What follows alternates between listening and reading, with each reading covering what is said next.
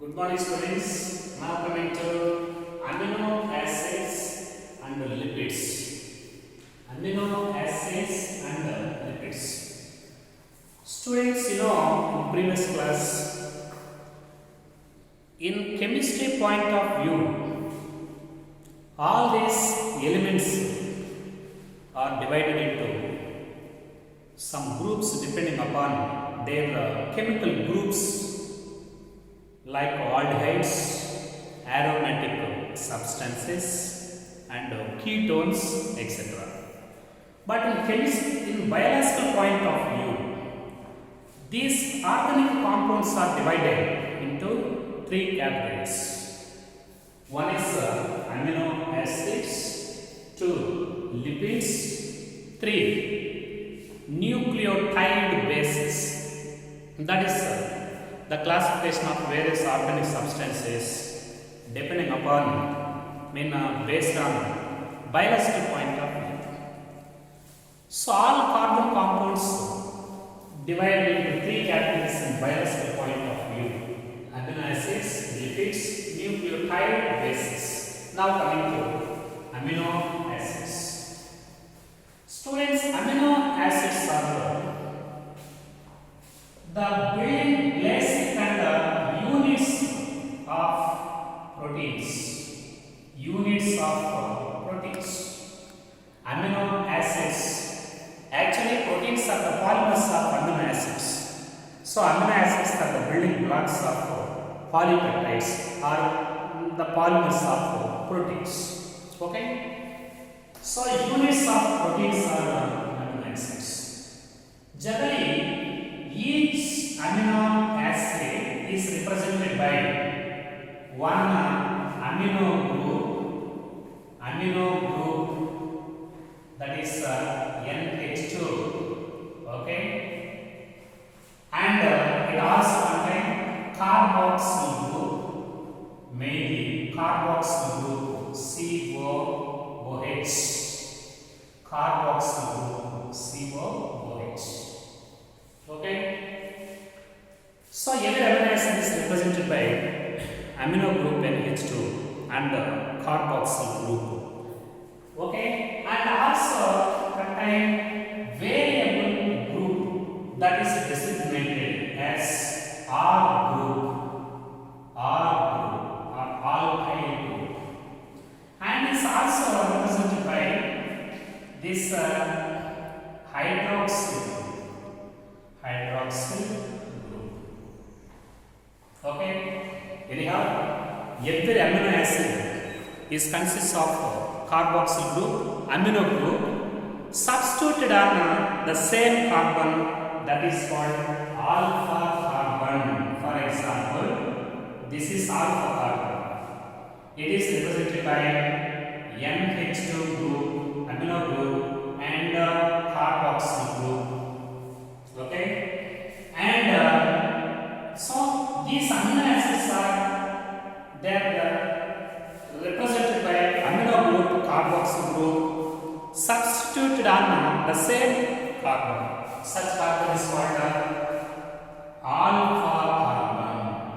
So that these amino acids are also called alpha amino acids. Alpha amino acids. Why amino acids are called alpha amino acids? Every amino acid is represented by carboxyl group and amino group substituted on the same alpha carbon. So that these amino acids are called alpha amino acids. So these amino acids are nothing but substituted methanes. Substituted methanes. Amino acids are substituted methanes. Very important. Substituted methanes. Okay. So every amino acid, a typical amino acid, it is represented by amino group, carboxyl group and hydroxyl group and variable group that is designated as R group. Designated as R group. This is one amino acid. This is one amino acid. So, a typical amino acid is represented by four substituted chemical groups present on the same alpha carbon in four valency positions of alpha carbon. In any typical amino acid, there are four chemical groups substituted on four valency positions of alpha carbon. This is alpha carbon. Four valency positions. Four valency positions of this alpha carbon is substituted by alkyl group or variable R group and NH2 group and carboxyl group and hydroxyl. So, every typical amino acid is consists of four substituted chemical groups occupied on four valency positions of alpha carbon. Like this. This is alpha carbon. Four valency positions are occupied by four different kinds of chemical groups. One is amino group NH2, carboxyl group COOH, and hydroxyl group. And variable chemical group designated as R group. So this R group may be this at the position of R group. Different chemical groups may be available. This R group may be, this R group is maybe hydroxyl group. It may be hydroxyl group as in glycine. As in glycine. So in case of glycine, in case of amino acid glycine, R group is replaced by hydroxyl group. So two hydroxyl groups are there in action with carboxyl group and amino. R group may be hydroxyl group as a glycine. This R group may be methyl group, CH3 group, methyl group. Okay, in case of alanine, this R group is replaced by methyl group in case of alanine. What's the difference between what is the chemical group present in the position of R group in case of glycine and alanine? In case of glycine, hydroxyl group is there, but in case of alanine, at the place of R group, another CH3 methyl group is there. But in some members, this R may be replaced by hydroxy methyl group.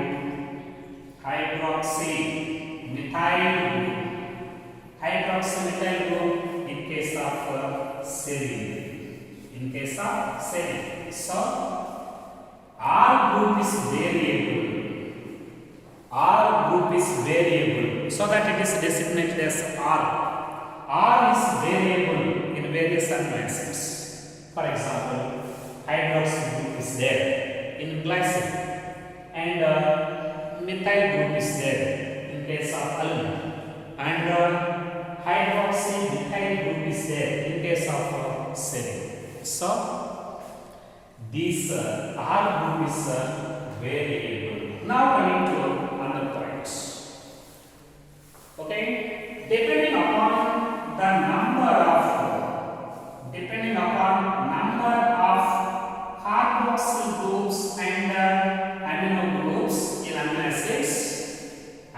acids are divided into three types. This is the number of class. This is the classification mainly based on the number of carboxyl groups and amino groups present in amino acids. Depending upon the number of carboxyl groups, acidic carboxyl groups, and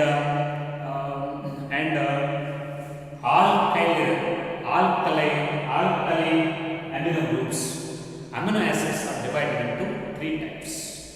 For example, one type of amino acids are called acidic amino acids.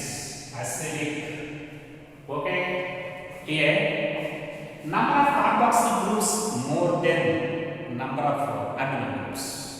Okay, if the amino acid is represented by more carboxyl groups and less amino groups, now that is called acidic group. Example, glutamic acid. Glutamic acid, very very important. Glutamic acid. This is the glutamic acid. Glutamic acid is one of the example for acidic amino acid. Why carboxyl groups are more than carboxyl groups are dominant over the amino groups. At the same time, basic amino acids, one of the best example for basic amino acid. This is lysine. Lysine. Students, it was asked in latest NEET 2020 question paper. In 2020 NEET question paper, this is one of the questions. Find out the basic amino acid from the following: 1. Glutamic acid, 2. Lysine, 3. Valine, 4. Serine. Which one is correct one? Basic amino acid is lysine.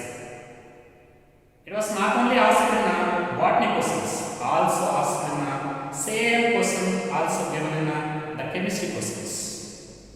Repeated in botany and chemistry. Very very important. Basic amino acid is lysine. Here, number of amino groups are dominated and are more than the carboxyl groups. That is called basic amino acid, lysine. At the same time, some of the amino acids are neutral amino acids are there. Neutral amino acids like this. Number of carboxyl groups are equal to the number of amino groups. That is neutral amino acid. One of the best examples for this neutral amino acid. This is valine is one of the neutral amino acid. So, depending upon the number of carboxyl and amino groups, amino acids are divided into 3 types. One is acidic amino acids. Example, glutamic acid. Second one is basic amino acid, lysine. Third one, neutral amino acid, valine. Okay. Now coming to another point. That is, in explaining these amino acids, there are some aromatic amino acids. So very very important. Some of the amino acids are aromatic. Aromatic amino acids. Aromatic amino acids. Very very important. What are the aromatic amino acids? One is tryptophan. One is tryptophan. TRT. Okay. And another one is tyrosine. That is TYR. And phenylalanine. Phenylalanine, PHE.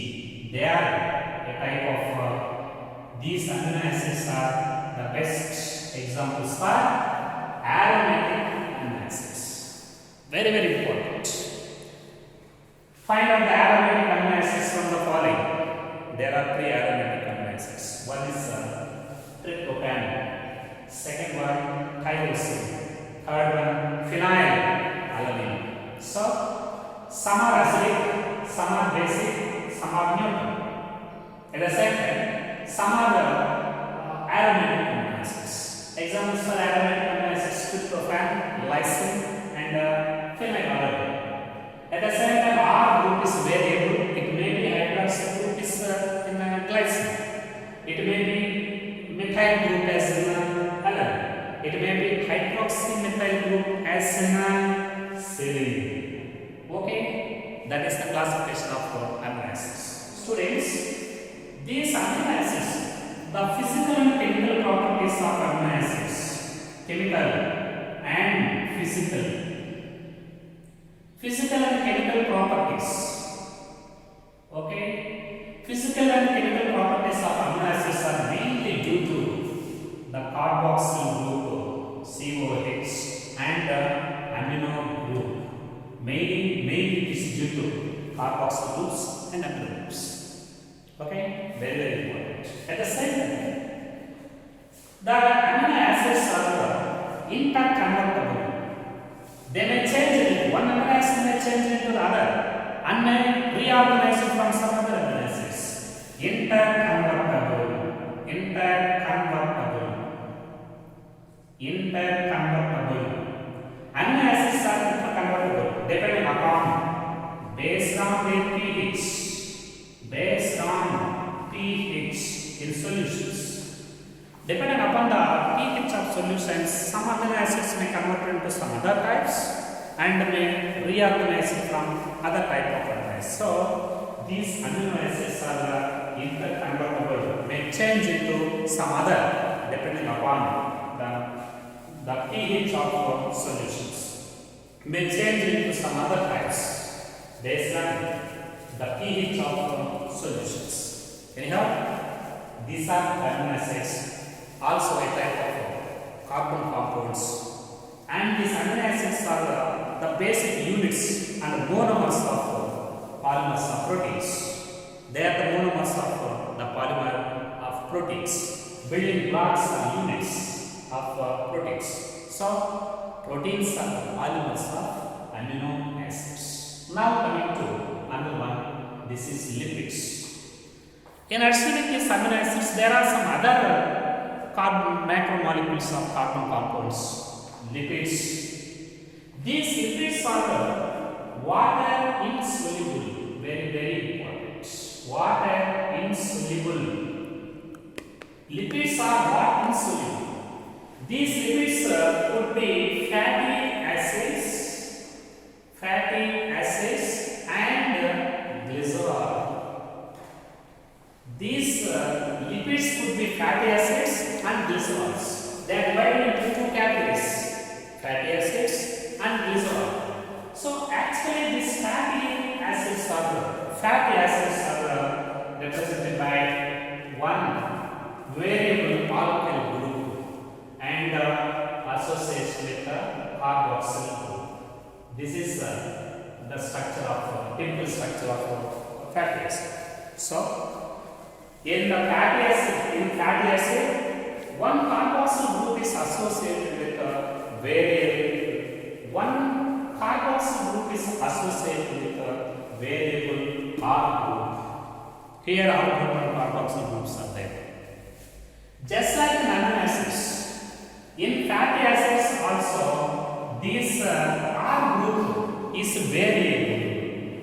In some fatty acids, this R group, in some fatty acids, R group is methyl group. Methyl group. It may be methyl group, like this CH3 group. In some members, it is methyl group. R is replaced by methyl groups, just like in amino acids. But in some members, it may be ethyl group. Ethyl group, like this C2H5. C2H5 methyl group. But in some members, this R group is replaced by many CH2 groups having 1 to 19 carbons. Many CH2 groups. Many CH2 groups. This R group is mainly replaced by many CH2 groups having 1 to 19 carbons. Having 1 to 19 carbons. That is the nature of R group in case of fatty acids. Anyhow, lipids are water insoluble. They could be fatty acids and glycerol. Fatty acids are represented by one carboxyl group associated with variable R group. Such R group, just like the amino acids, here also R group may be variable. It may be methyl group CH3. Maybe it is ethyl group C2H5. Maybe it is many CH2 groups having 1 to 19 carbons. For example, in palmitic acid. In palmitic acid. So palmitic acid is one of the fatty acid. Palmitic acid is one of the fatty acid. Okay. This palmitic acid contains 16 carbons. 16 carbons, including carboxyl group, including carboxyl carbon, including carboxyl carbon. 16 carbons are there, very very important.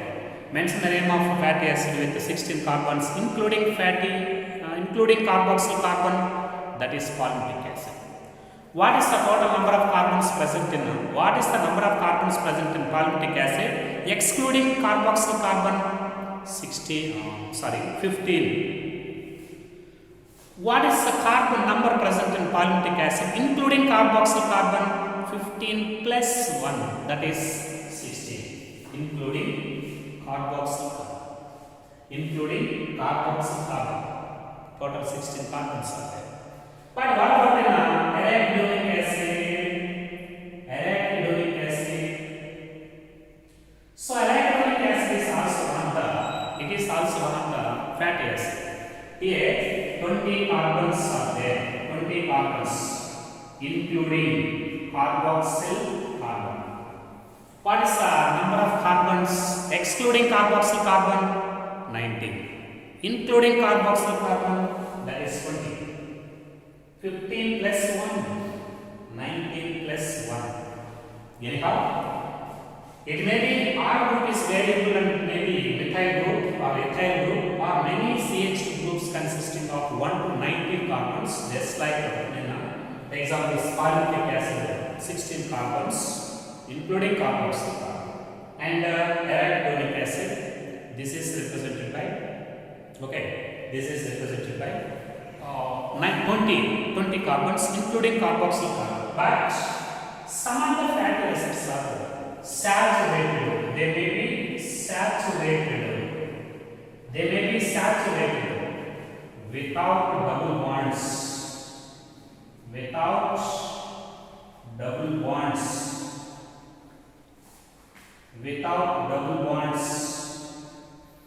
There are some saturated and unsaturated fatty acids.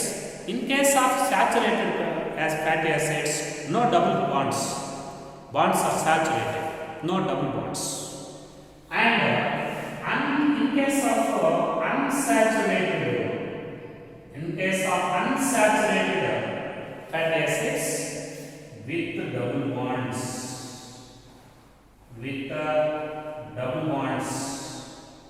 very very important, with double bonds like this. Which type of fatty acids contain double bonds? Unsaturated fatty acids. What about bonds in saturated fatty acids? And double bonds are absent. So some of the fatty acids are saturated without double bonds. Some are unsaturated with double bonds.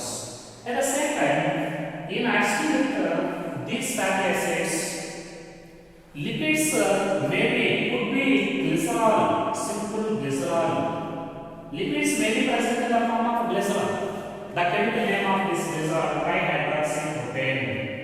Trihydroxypropane. What's the chemical name of this glycerol? What's the second form of lipids? Glycerol is the second form, simple glycerol. And this glycerol, it is also trihydroxypropane. At the same time, many lipids contain both fatty acids and glycerol. Both are present in some lipids. Most of the lipids they contain both fatty acids and also glycerol. In this situation, fatty acid is present at the center. Like this. Fatty acid is present at the center. Then it is esterified by glycerol.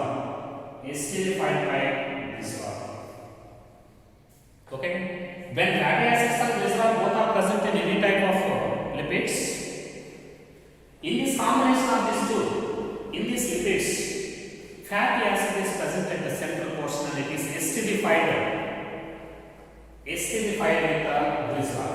At the same time, these glycerols may be monoglycerides. Very very important. Monoglycerides. They may be monoglycerides with one glycerol, and diglycerides may be Some of them may be triglycerides, triglycerides, monoglycerides, diglycerides, and triglycerides. At the same time, these lipids are also divided into two categories. One is oils and fats. Oils and fats, depending upon their melting point. Depending upon the melting point, lipids are divided into oils and fats. Oils have lower melting points, but fats contain high melting points. Among the oils and fats, which is a lower melting point, oils contain lower melting point. Fats contain high melting point. Oils have low melting point because of this reason. Gingerly oil, example, gingerly oil. It is present in the form of liquid oil even in the winter season. Okay. Actually, gingerly oil, it is present in the form of liquid, means oil, found as oil even in the winter season. Why gingerly oil is present as oils even in the winter season? Because their melting point is very low. But melting point of fats is very more. They do not make liquid state in a lower temperature. They become solid. Okay, so lipids are divided into oils and fats depending upon melting point. Oils contain low melting point. For example, gingerly oil, it maintains its liquid form even in a low temperature. That is in a winter season because their melting point is very low.